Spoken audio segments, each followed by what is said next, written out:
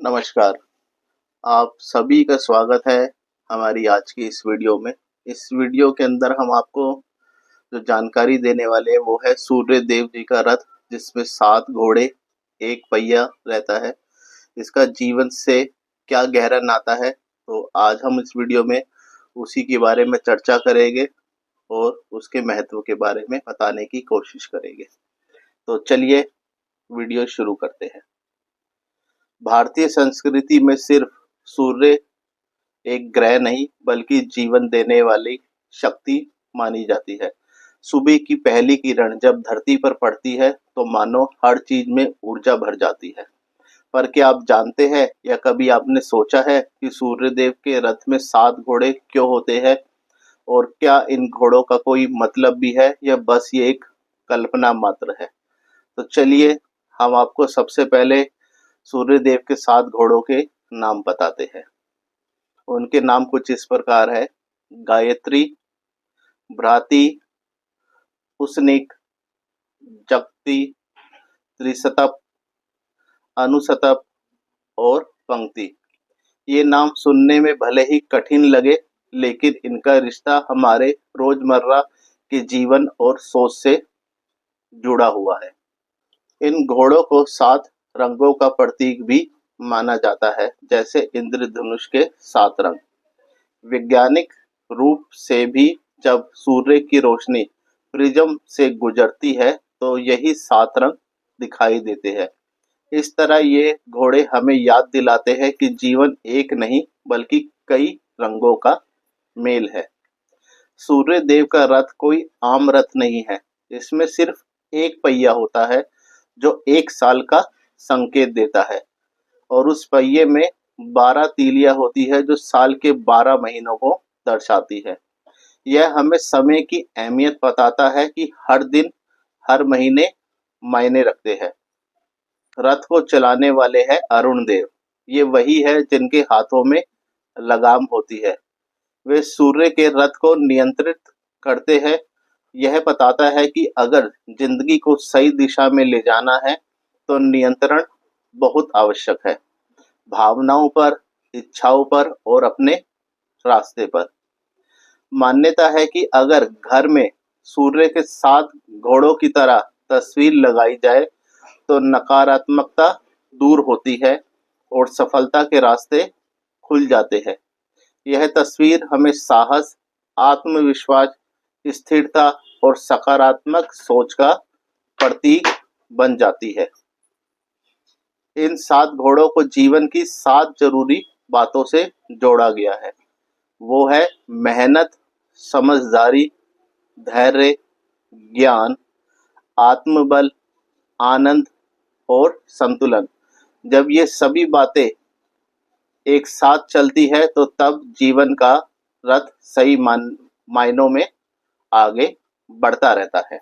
वैदिक परंपरा में सूर्य देव के 7 घोड़े वैदिक रचनाओं में प्रयुक्त 7 काव्यात्मक छंदों के प्रतीक है। ऐसा भी कहा जाता है कि ये छंद केवल काव्य और तुकबंदी ही नहीं है, बल्कि इनमें एक निश्चित स्तर का ब्रह्मांडीय स्पंदन भी है जो लोगों की मदद करता है। गायत्री मंत्र में 24 अक्षर होते हैं और यह ज्ञान एवं आध्यात्मिक जागृति से जुड़ी है। इसके बाद 36 अक्षरों वाली बृहति, 28 अक्षरों वाली उष्णी, 48 अक्षरों वाली जगती, 44 अक्षरों वाली त्रिष्टुभा, 32 अक्षरों वाली अनुष्टुभा और 44 अक्षरों वाली पंक्ति है। प्रकाश की किरणों के रूप में 7 घोड़े। 7 घोड़ों की एक और व्याख्या प्रकाश की 7 किरणों के बारे में है। विबग्योर की अवधारणा के अनुसार एक चमकदार सफेद प्रिज्म से 7 रंगों का प्रकाश निकलता है, और चूंकि सूर्य देव प्रकाश, ऊष्मा और चमक के परम स्रोत है, इसलिए उनके 7 घोड़े बैंगनी, आसमानी, नीला, हरा, पीला, नारंगी और लाल रंग के हैं। 7 चक्रों के रूप में 7 घोड़े। मानव शरीर के पवित्र चक्र या ऊष्मा नाड़ियाँ मनुष्य के जीवन के विभिन्न क्षेत्रों में संतुलित बनाए रखने के लिए महत्वपूर्ण है। मूलाधार चक्र से लेकर मुकुट चक्र तक और तृतीय नेत्र की ऊर्जा के संचार से लेकर आत्मविश्वास से बोलने की क्षमता तक चक्र सब कुछ संभालते हैं। और कुछ लोगों का मानना है कि ये 7 चक्र सूर्य देव के 7 घोड़ों से जुड़े हुए हैं। जिस प्रकार भगवान सूर्य के घोड़े और रथ उन्हें आगे बढ़ने में मदद करते हैं, उसी प्रकार हमारे जीवन के 7 चक्र हमें स्वस्थ होने और जीवन में आगे बढ़ने में मदद करते हैं। वास्तु के अनुसार 7 भाग्यशाली घोड़े, जैसा हमने आपको पहले भी बताया, वास्तु शास्त्र में 7 घोड़ों की पेंटिंग घर या ऑफिस में सफलता, सौभाग्य और सकारात्मकता लाने वाली मानी जाती है।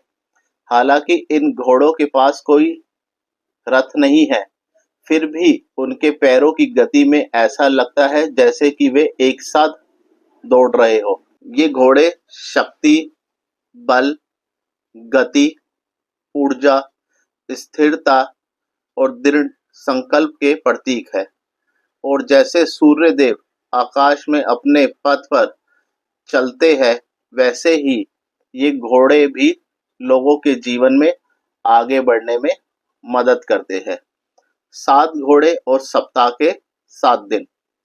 कुछ लोगों का यह भी मानना है कि सूर्य के 7 घोड़े सप्ताह के 7 दिनों के प्रतीक है और हर नए दिन के साथ भगवान सूर्य का एक और घोड़ा आगे बढ़ता है। सोमवार से रविवार तक आकाश और चक्र में एक नई शक्ति का संचार होता है और जिस तरह अलग अलग ग्रह दिनों पर शासन करते हैं, उसी तरह अलग अलग घोड़े भी दिन पर शासन करते हैं। तो इसी के साथ हमारी जो आज की वीडियो है समाप्त होती है। आप हमें जरूर बताइएगा कि ये जानकारी आपको कैसी लगी, और यदि आप हमारे चैनल पे पहली बार आए हैं और आपको ये जानकारी पसंद आई है तो हमारे चैनल को सब्सक्राइब कीजिएगा और बेल आइकन सभी ऑन करिएगा, जिससे आपको हमारे चैनल की नोटिफिकेशन समय समय पे मिलती रहे। तो इसी के साथ हम इस वीडियो को यहीं समाप्त करते हैं और कहीं भी हमसे शब्दों में बोलने में कहीं भी गलती हुई हो तो हमें क्षमा कीजिएगा। जय सूर्य देवाय नमः।